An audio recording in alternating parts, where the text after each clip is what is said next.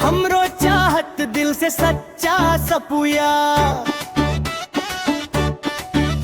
तू पूछे कमाई ऊंच नीच हिसाब, हम पूछत बानी दिल का जवाब। मोबाइल में सेल्फी सपना दुबई का, साधारण देवर से काहे दूरी बनाई का। मुखड़ा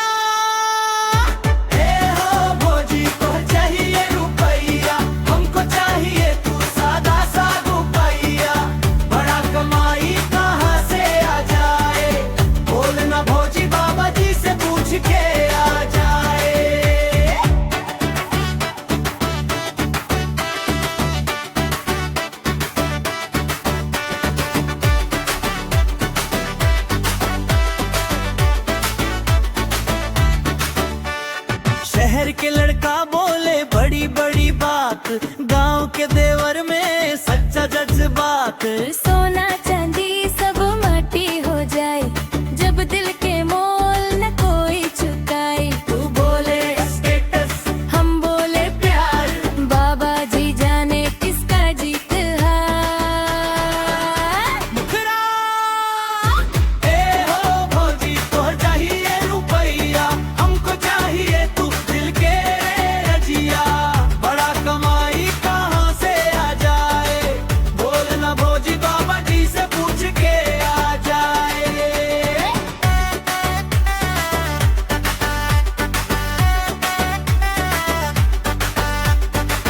नोट से ना नाप साजन के भाव, रुपया रह जाई साथ न जाए भाव।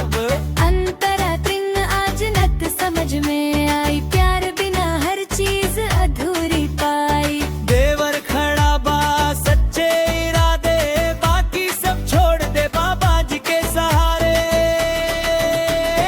फाइनल मुखड़ा हे हो भौजी तोहर चाहिए रुपैया, हमको चाहिए तू किस्मत की रोपई का। बड़ा कमाई जहाँ से आ जाए, बोल ना भौजी बाबा जी सब करा जाए।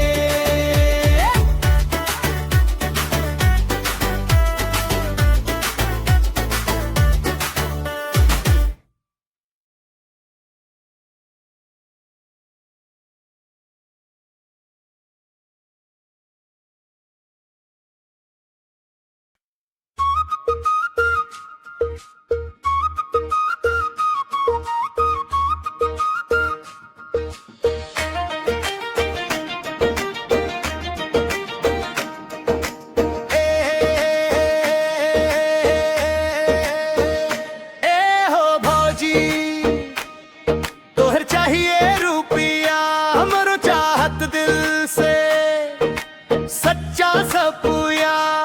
तू पूछ कमाई ऊंच नीच हिसाब, हम पूछत बानी दिल का जवाब। मोबाइल में सेल्फी सपना दुबई का, साधारण देवर से काहे दूरी बनाई का। मुखड़ा कोड़ा है ए हो भौजी तोहर चाहिए रुपया, हमको चाहिए तू